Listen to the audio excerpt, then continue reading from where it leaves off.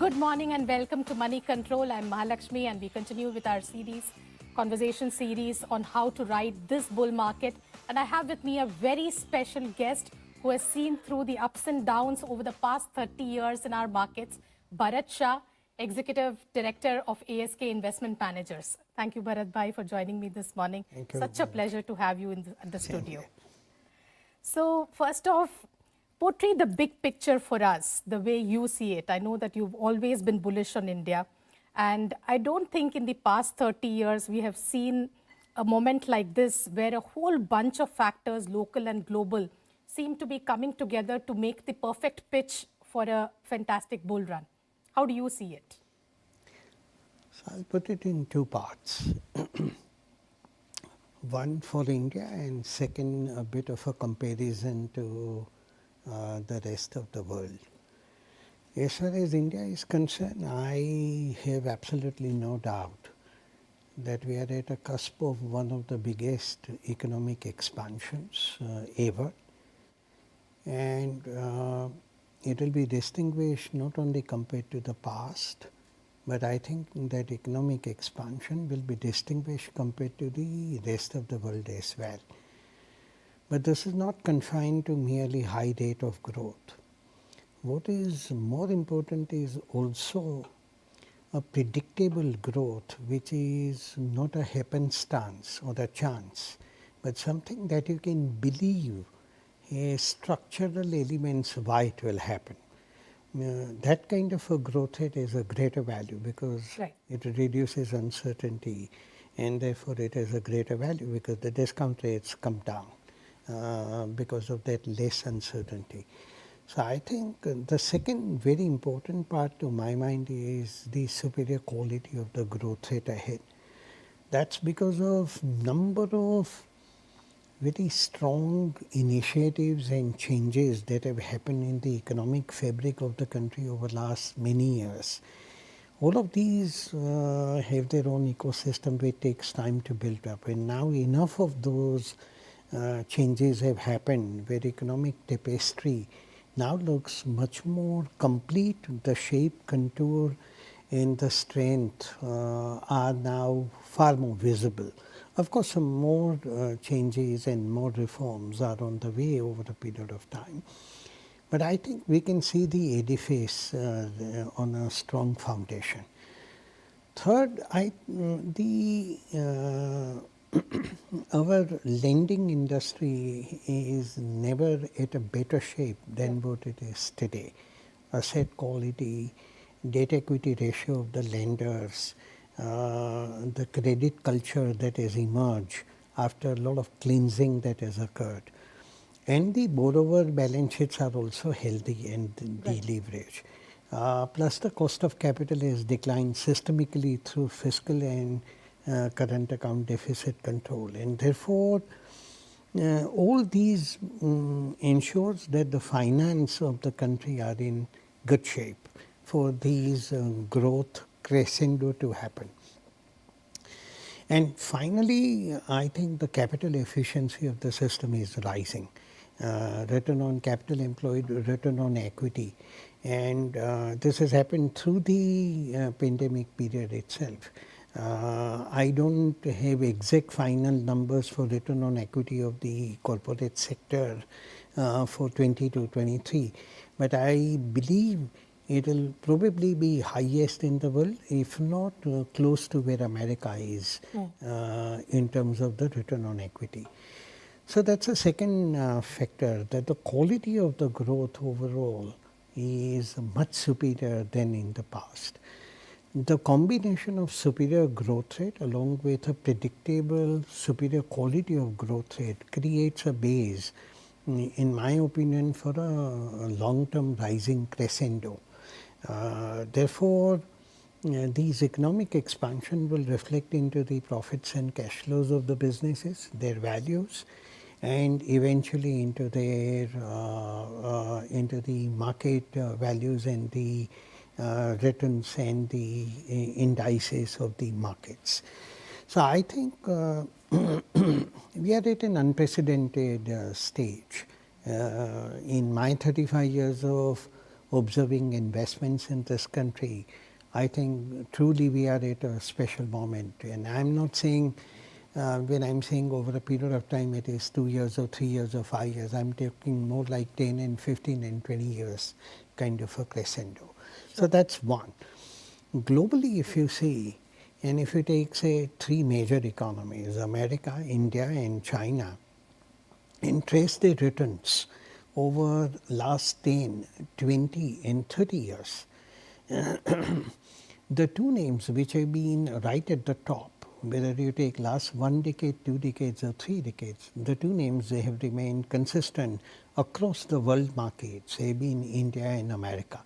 So sometime in some period it is America number 1, but in other period it is India which is number 1. So that just shows that even over last 30 years, Indian markets have done decently well. If you if you trace that 30-year period and see China's economic expansion, unprecedented 13.5% compounded per annum, India at 8.5%, America at 3.8%. Right. But if you see the investment returns by the markets, America has been about 9.2%, India has been 8.3% in dollar terms, and China has been about 1.9%. Yes. Therefore, very high economic growth rate of China has barely converted 15% of that growth only has converted into economic Stock market returns for returns. the markets. Right. In India, it is 1 for 1. In America, for 1 unit of growth, it has been some 2.25 units of an outcome in terms of returns. That extra addition or reduction has been due to quality of the growth. In India's case, that quality premium has been not there. In America, it is significant. In China, it has been huge negative. My belief is China would struggle with a growth rate very clearly. 13.5 is a long forgotten history now for the future of China. It will struggle at a single digit number, in my opinion, for a length of time. America, clearly even that 3.8% going ahead probably is doubtful. India, without any doubt to my mind, the growth rate will be higher than what we have seen of that 8.5% nominal growth over a 30-year period. The quality part in America, again, there is a question mark whether that quality part of the premium would occur in the same way, and how much it will diminish is the question. In China, that has been a bugbear for them, and therefore economic growth has not converted into returns. In India's case, I think the quality, the predictability, the solidity has distinctly reasons to get better, and therefore I think India will have rising growth rate as well as superior quality of growth, and therefore all reasons to believe India will do better in markets in next 10 and 20 years than what it has done in last 30 years. In America, clearly it will be lower. In case of China, growth rate is a definite dampener. Quality of growth, whether it will improve or not, time will tell. And therefore, I believe India has a real chance, real chance to be actually likely to emerge as number 1 market over the coming decades. Sure. That growth will not be free from volatility, which markets always will provide, but through that violence and volatility and upheavals, you will see a smooth rising curve. Sure. Absolutely. So this is a very pertinent point you have raised, Bharat Bhai, that the capital efficiency of India Incorporated has improved. The fact that ROEs, or the quality of earnings has improved, and that is what perhaps is one bit of why the stock market returns in India have bettered the overall economic growth rate, and perhaps we could say the reverse of that has happened in China. Now, my question is, in China, obviously what has happened over the last 2 decades, which has not happened in India, that we are now excited about, is this investment-led growth, right? Infrastructure, investments, the core sector, etc. And is that, do you see that as a big component of this quality of earnings? Because one thing that really distinguishes India in terms of quality of earnings is the basket of companies or the nature of earnings. So the larger is the consumer sector in your basket, your quality of earnings and ROEs tend to be higher. As we go more into the core sector or things that are linked to the economy, the quality of earnings might be lower. Do you see that becoming a worry at any point of time, or because we are right at the onset of this whole change, it's not the time to worry, it's the time to be bullish? No, I think I see it as a greater opportunity rather than a concern. Infrastructure clearly, and the pace at which infrastructure is expanded, whether airports, ports, roads, railway,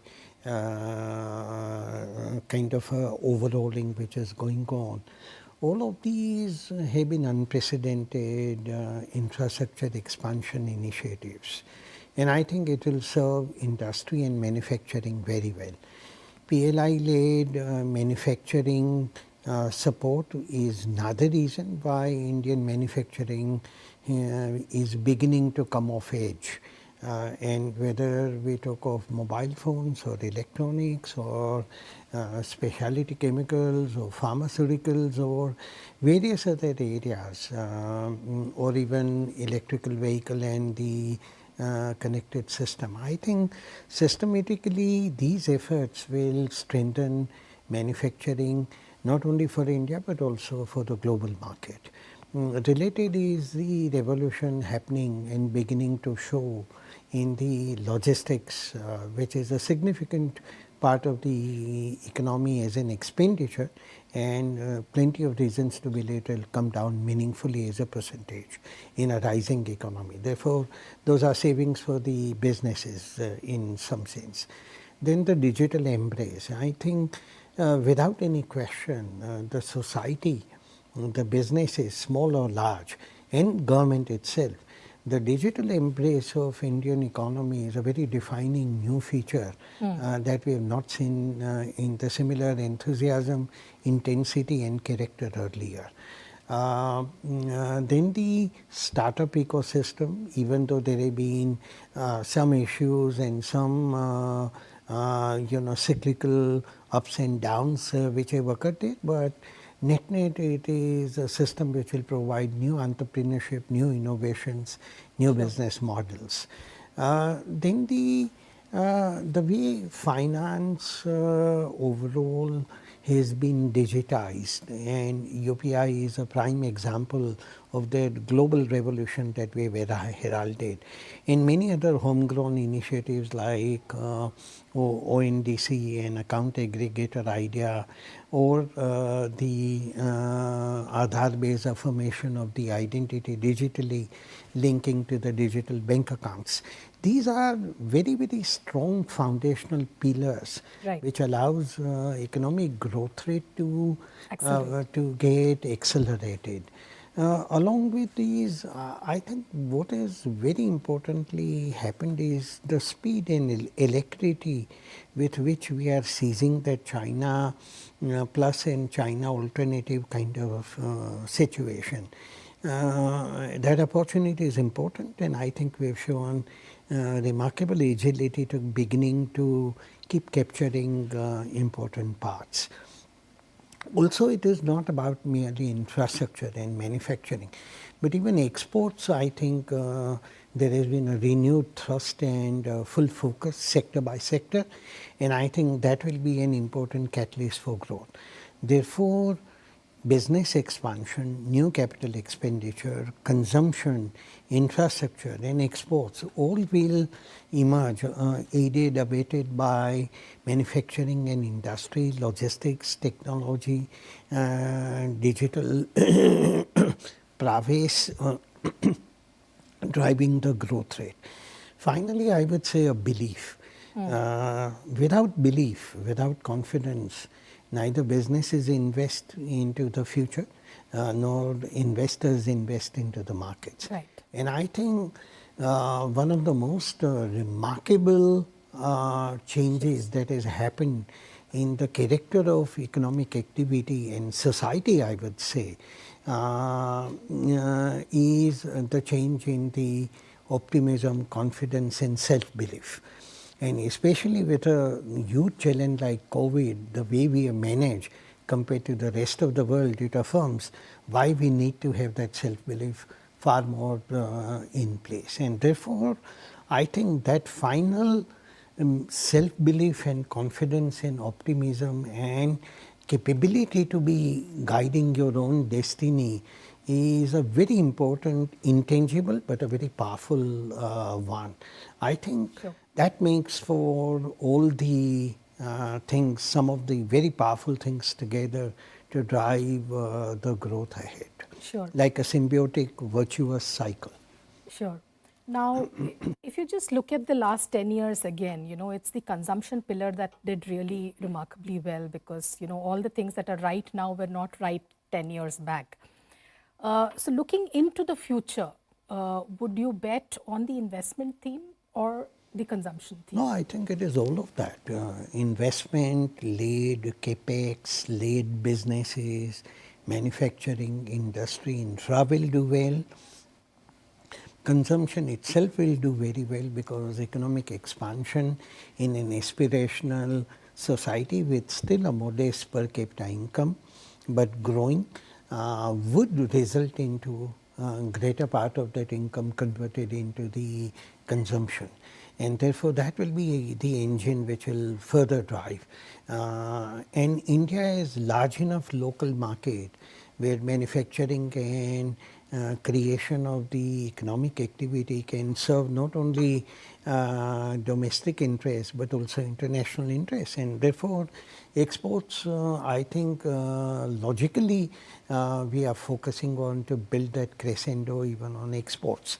Last year has been a bit of a dampener for reasons that we know of the war and supply chain disruptions and many other things, and the decline of the economies in the Western world, or if not decline, certainly stagnation. And therefore, these are tactical kind of challenges, but I think we are rightly focused there. And finally, I think we have demonstrated that we can be relied upon not only to absorb large dosages of capital, not just in businesses but also into the markets, Right. but we can give a gainful output and account of it, and which I think really speaking very, very few economies can demonstrate both large absorption of capital both in businesses and markets, as well as a productive outcome and output against that over a period of time.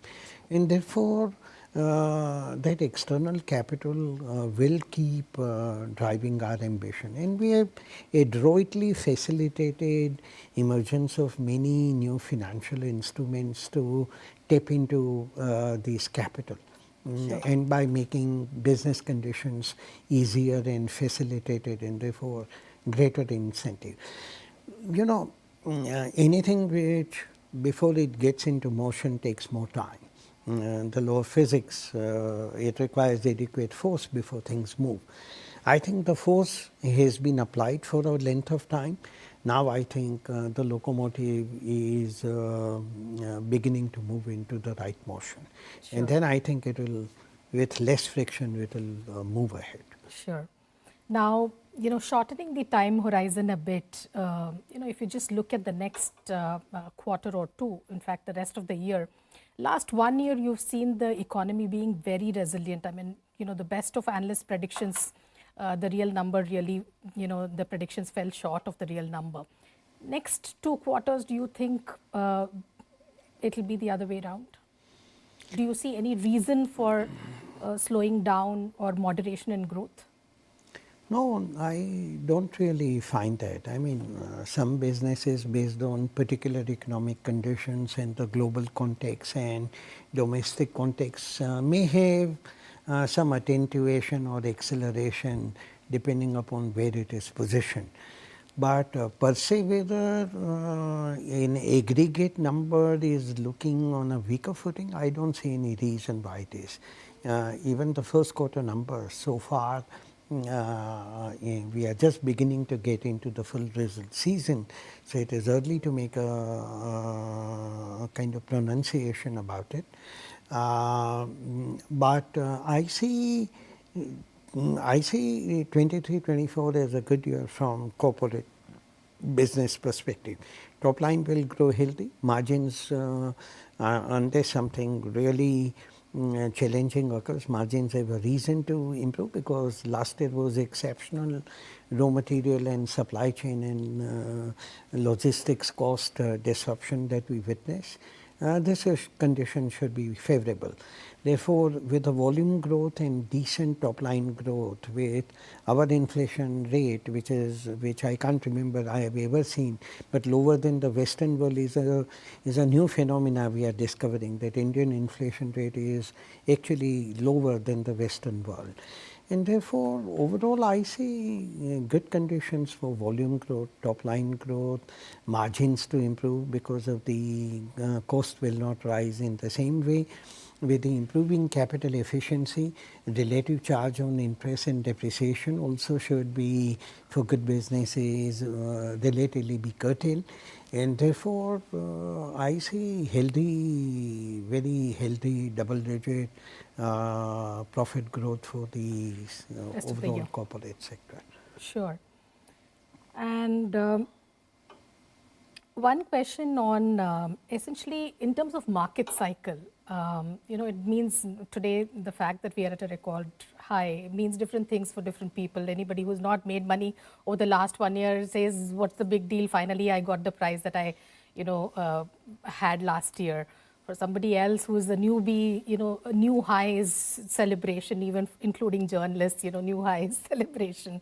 For you, having seen so many boom bust cycles, and when you look at a combination of factors, the growth, near-term growth, the long-term trajectory, the predictability of it, and valuations, where do you think are we in that market cycle? I mean,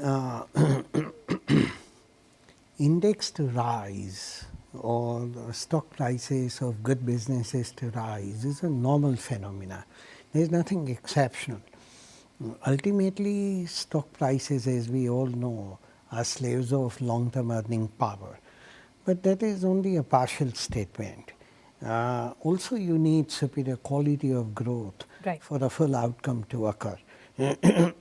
Because quality of growth, my apologies.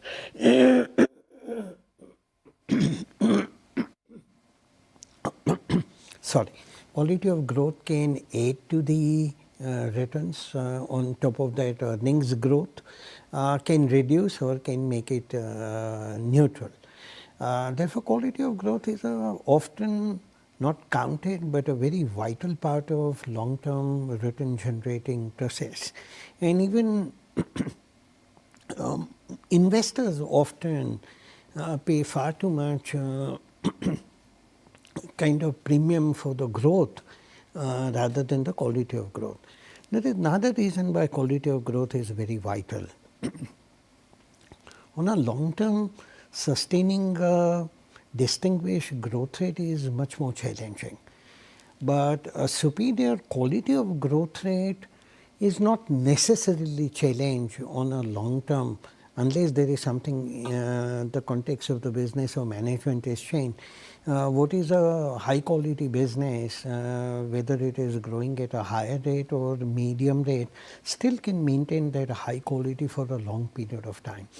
Therefore, quality of growth is a much more reliable indicator for value creation and value prediction.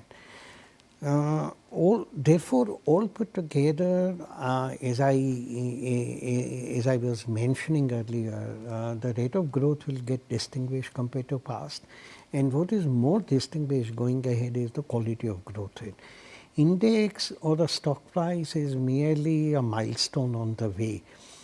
People get excited because the Homo sapiens by nature are much more short term, and they get overjoyed and over depressed with the immediacy of the events. But on a long term, I think we are on a foundational defining journey of a kind, which in my opinion will be unprecedented. So we are at a cusp of that, and therefore some number of index, whether 65, 66,000 becoming 75 or 80,000 or 100,000 or 125,000, I actually fail to understand what is that excitement all about. I mean, it's merely business as usual. Only thing is, in case of investing, these milestones come over a period of time, and therefore they acquire a special meaning to the observers. But given the context of long-term investing that any good investing is all about, these are merely milestones that you observe, but not really have any particular emotion about it, honestly. Sure. So let me ask you the same question in a different way. You know, in the next 1 year, what do you think will surprise you? Because we often, we're told that, stock prices mimic earnings, which is true over a long period of time. But even over a 1 year period, it may not turn out. Stock market returns tend to be lumpy. So this year going forward, what will surprise you? I mean, market overshooting, say, a 30% return or going down more than, 30%. What would surprise you really? 1 year is too short to predict, and more than soothsaying and forecasting, I prefer to observe what happens and then adapt to it and try to gain out of it, rather than make many observations. Then you get carried away by it, and you tend to self-believe your own narrative. Therefore, even though I drew up the macro and larger picture, as an investor I remain micro. I focus on individual businesses, their character, the character of the management, character of the business, the size of opportunity, the earnings growth, the quality of growth, judgment of value, and the contextual margin of safety at which you want to buy, so that you aim to make, apart from the earnings growth and quality of growth annuities, you also want to draw on that margin of safety as a third set of return. Sure. That micro stock specific remains my model of investing, even though so far what I drew up along with you was a bit more of the larger picture. Right. So that larger picture remains in the background. The work on a ongoing basis remains micro. So 1 year is too short for me to make any meaningful forecast, but either of the numbers that you mentioned, a 30% rise or a 30% drop, those will be eye-popping, certainly, if either of these two things were to happen. I hope not, because undue rise also is not very healthy, and undue fall also unnecessarily creates confusion, unless there is something dramatic happening in the context of the world. Either of those 30% up or down numbers would be eye-popping to my mind. I do not see that, but you never predict markets. Markets can surprise you much more. Which means that you are saying at a macro level or at the market level, we are pretty much in rational zone. So, Yes. it's a moderate increase Yes. that you should expect. I would not say a big correction, not a big breakout. That's right. Markets have gone up, but it's not as if market valuations have gone into aberrant territory. And therefore, that's what I meant earlier also, that index rising is merely natural phenomena. Yeah. What may not be so natural will be when valuation is either disproportionately higher or lower than what the underlying economic growth fundamentals suggest. What I see today is more or less the economic fundamentals of the businesses and their valuations healthily aligned. They are not unduly cheap, but I don't regard them as deterrent valuations either. So it's in a reasonably rational zone. Individual cases, some stocks may be misaligned to that reality, but broadly I don't see any ruptures or aberrations in the character of the market behavior or the valuations. Sure. And therefore we are in a decent wicket. Sure. So two questions. One is, what are you doing in markets now? Do you find yourself buying a lot more or selling a lot more or holding on to whatever stocks you have largely? That is one. And secondly, I know you follow this growth at reasonable price kind of a model. So where do you see pockets of value right now? No, whether what we are doing in terms of buying, more buying would be function of new capital that we receive from the clients. So whatever new capital that we get would get deployed into the businesses. Generally speaking, we are always deployed. We don't maintain liquidity as an investment tool, and therefore there is no attempt to time the markets. There is no attempt to predict market index behavior, and therefore there is rarely any meaningful level of liquidity. It will be just some decimal points of liquidity around. New opportunities are always a source of traction. But they have to be not only matching, but superior and materially superior than what you have already. Unless something is significantly superior than what you have, replacing it may not be a very good idea, because what you have dealt with, you have known that animal for a length of time, and you probably know a little better how it is going to behave, hopefully.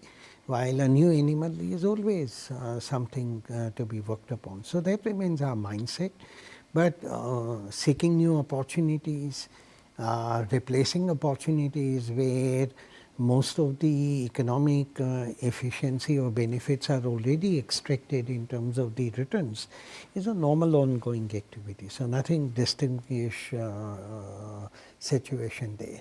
On the second part, sorry, what was Where that? do you see value?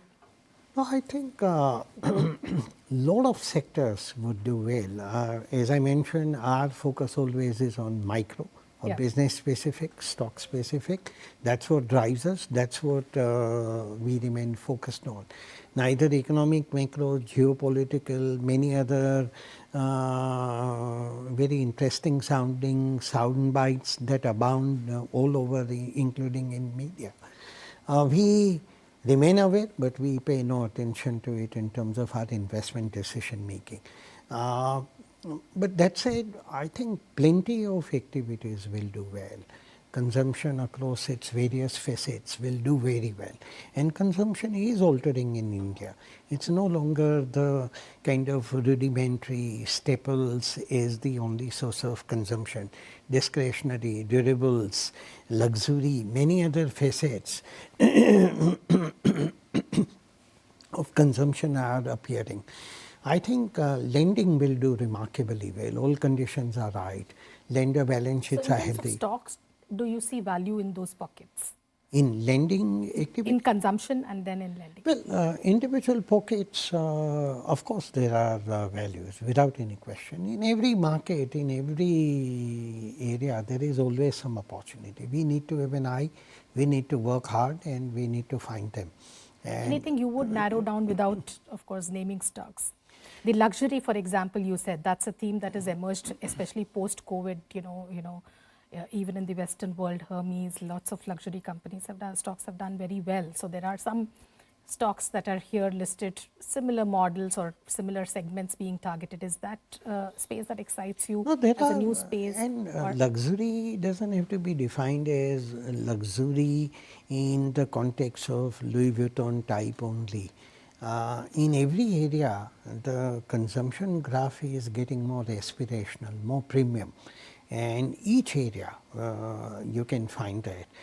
Whether you are a buyer of cars, or whether you are a buyer of liquor, or whether you are a buyer of consumer staples or durables, in each area the aspirational quotient of the consumption is rising. So it's not some LVMH type of name only that defines luxury. Lending, I see tremendous opportunities because the entire stage is set. Lender balance sheets are healthy, quality of asset book is superb, conditions are ripe for more lending. India is under leverage in general. Borrowers are with a healthy balance sheet, credit culture is strong, cost of capital has materially declined over compared to the past, and therefore, I believe lending as an activity will do multiple years of superb double digit kind of compounding. Similarly, insurance. Similarly, infra related capital goods, cement, which also supports infra. I think cement would have last 20 years cement witnessed 6-7% volume growth. In my opinion, all indicators probably will mean couple of percentage points more compounded volume growth in an industry which has become very robust and strong over last 20 years of consolidation and character improvement. Consumption I already talked about. Specialty chemical, active pharmaceutical ingredient, pharmaceutical per se, healthcare related, agrochem specialty. Many of these businesses have multiple years of compounding opportunity, partly because they are seizing the opportunity that China is not in a position to now fully defend, and that confidence of the scale and size and performance is giving a lot of these businesses newfound confidence to invest into kind of business activity that they had never done in the past, so discover and do more.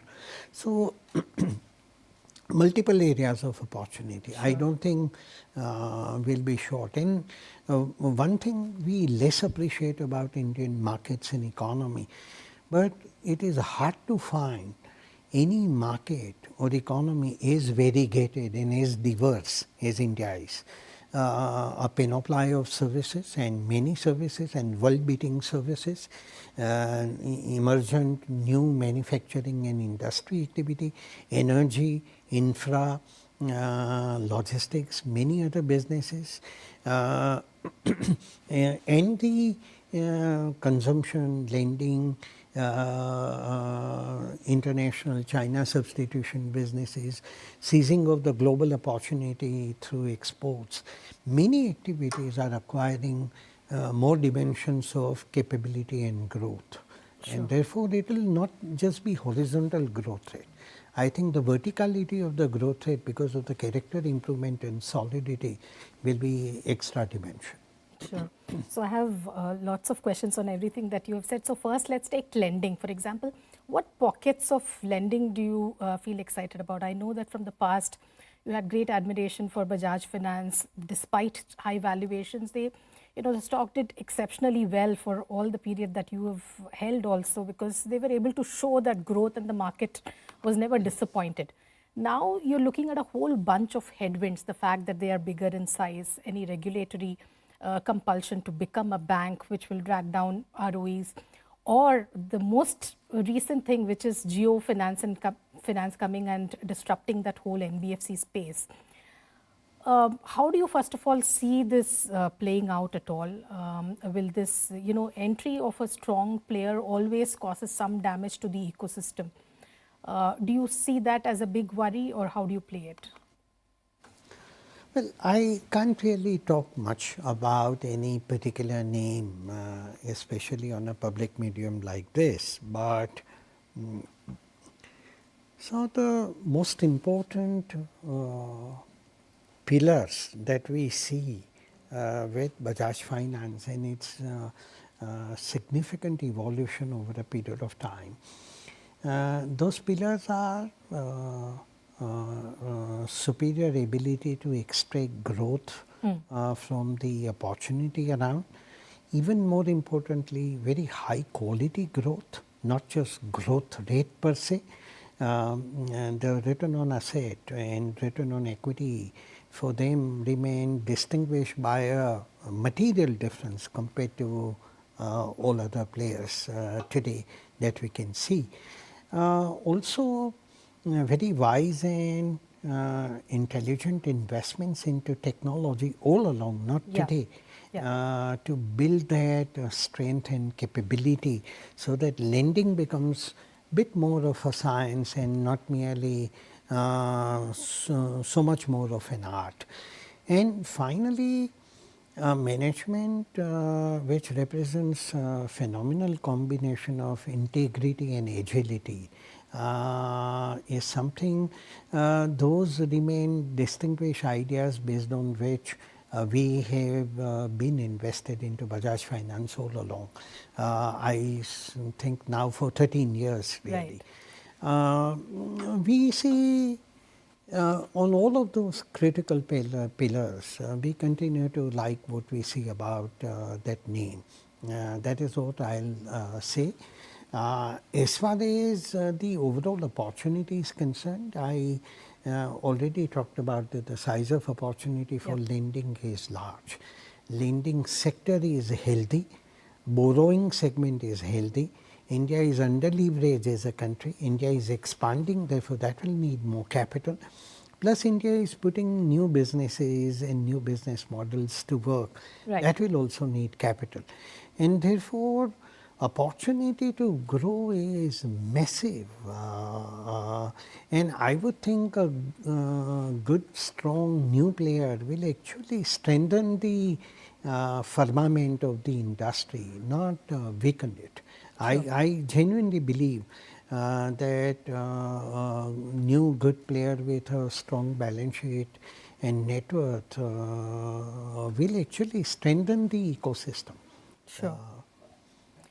So another question on, specialty chemicals, which again you've been very bullish on for a very long time. Last 1 year doesn't seem to have been too good because there are a whole bunch of issues with respect to, China reopening, destocking, or all of these temporary issues. And today it looks like, there are, it's not the sector, or the investor interest in that sector doesn't look very enticing. Do you see that as a temporary correction phase, or how long could this suffering As much as I continue? understand it, I think it is a relatively short one and short-lived phenomena likely to be. We must also not forget that many of the specialty chemicals are not merely domestic selling businesses. They sell a pretty large percentage of their Right. output to the international markets. International markets, Europe and America are going through two kind of contrasting situation.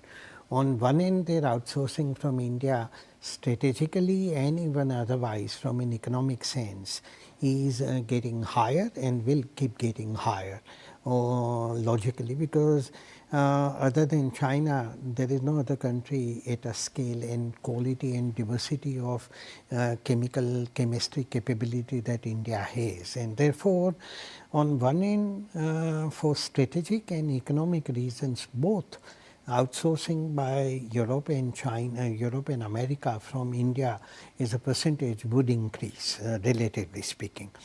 So that supports Indian chemical businesses on a long-term path.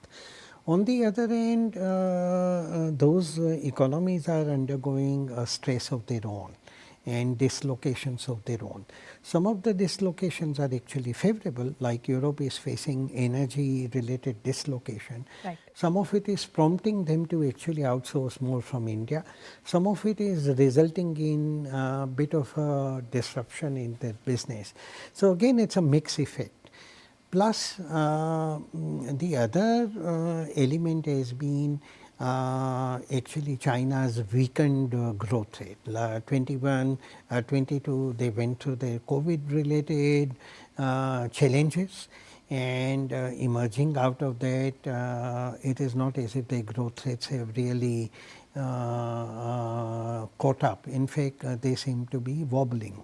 Right. And therefore, there has been a pressure on them to put out their excess output into the markets, and therefore some of the prices have come down, competitively speaking, sharply. I hope it is not materially long-term phenomena, because that will not make sense for them either, really. And I think Indian competitive capabilities have gone up. But there is a near-term pressure without any question, and that pressure I think would reflect into the results for some of the businesses, not necessarily all of them, Sure. but some of the businesses depending upon the kind of chemical, kind of situation, each one has a specific context. There can be challenges.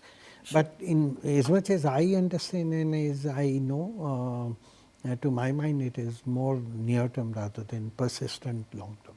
Sure. One last question on these new age tech companies. Are you convinced about the kind of moats that they enjoy today? What is the quality of moat in your view? The moats are exactly the same for any business, whether you have large size of opportunity, whether you have a scale, whether you can build a profitable business, whether you can build a predictable business, and whether you can build a durable business. Ultimately, these are the levers of value creation. Right. A large size of opportunity and management capability will give you a potential right to keep growing at a meaningful pace in a compounding way, not merely episodic way. When the character of the business is right and the way you manage it is efficient, then the quality of the growth rate also will emerge as superior. Quality also gives durability and resilience, because quality allows you to not wither away with the external challenges easily. Quality also gives you longevity and durability, which again is a very important bearing on the value creation, because durability improves the value of a business today.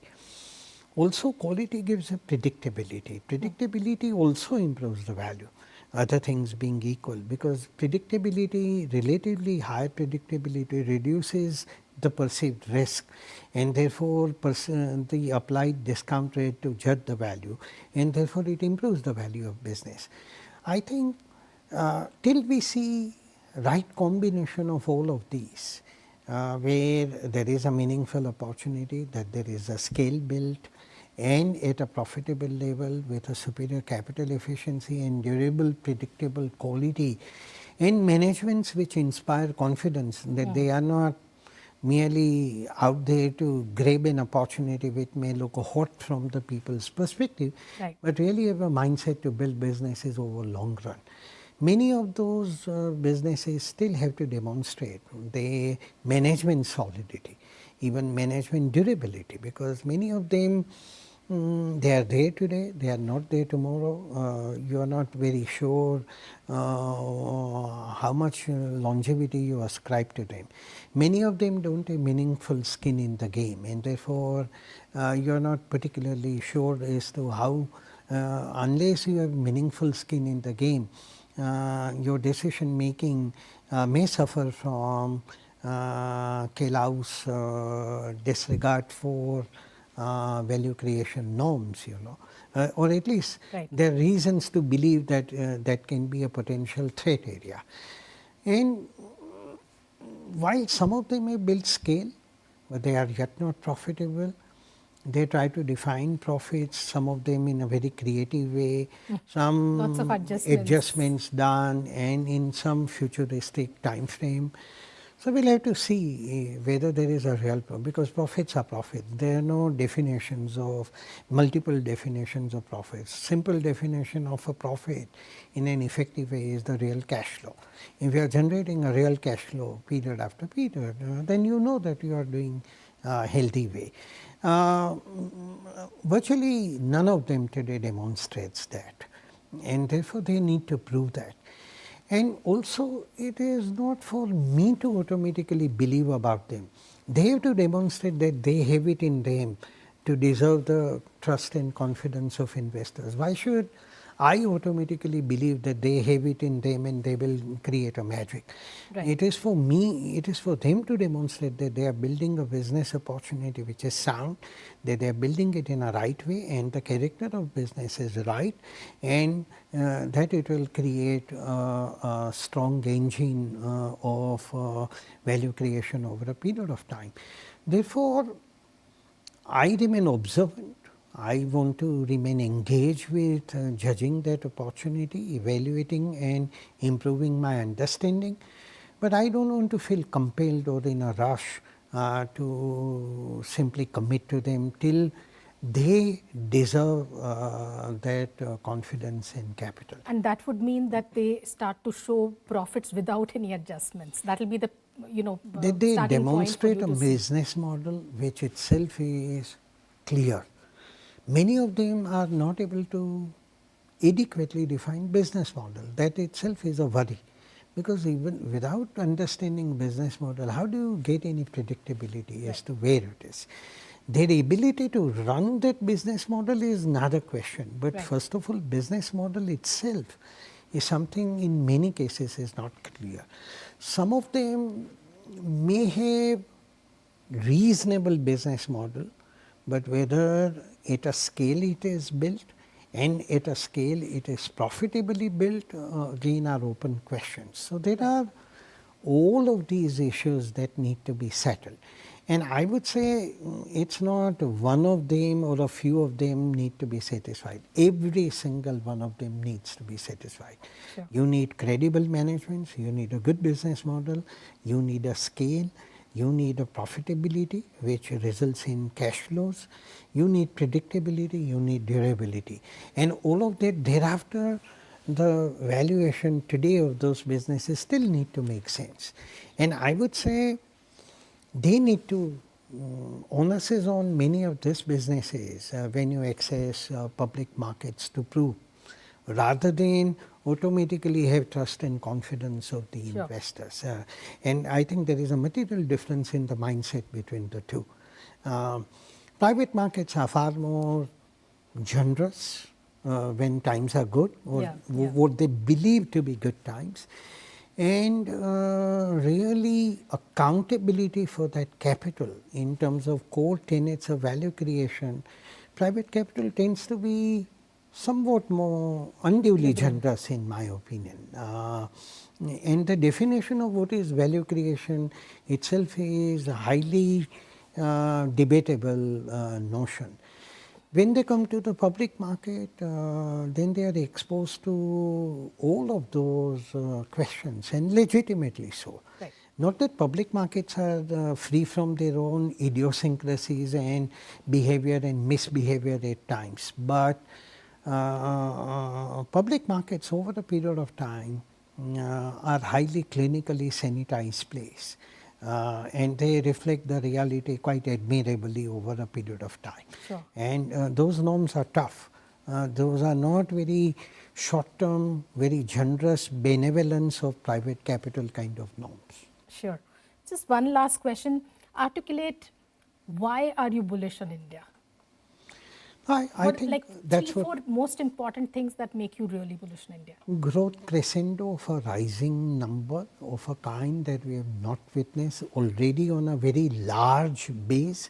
We are already the 5th largest economy in nominal terms in the world. In purchasing power parity terms, we are actually the 3rd largest economy in the world. So, therefore, we are one of the biggest economies and which is going to grow at a meaningful rate. Second, with a superior quality of the growth, that gives predictability and longevity to growth. Third, that in turn results into compounding kind of a growth. Same growth, but occurs in a briefer, shorter period, and it occurs over a longer period. The compounding is not fully appreciated, even though it is talked about so easily.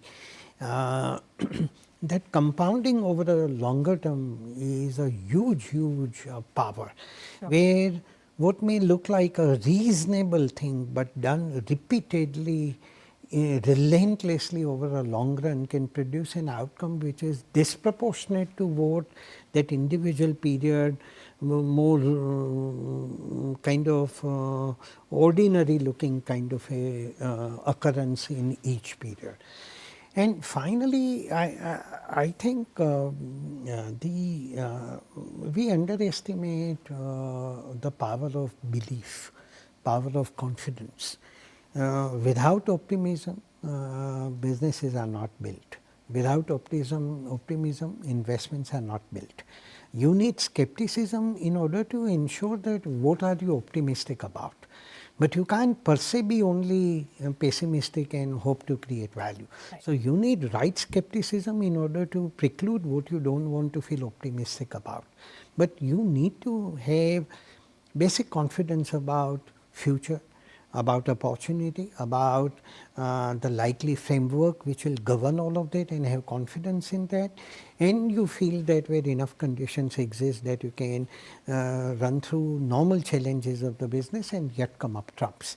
Sure. I think today as a society, as an economy, as business ecosystem, we have that belief, perhaps probably much more than compared to most of the parts of the world, that our destiny is in a greater control of ourselves. Sure. And that confidence of our destiny under our control is a very vital idea to catalyze investments and effectively outcomes. Sure. On that note, thank you so much, Bharat Bhai. As you. always, absolute pleasure talking to you. Thank you. Thank you, Mahalakshmi. Always a pleasure talking to you.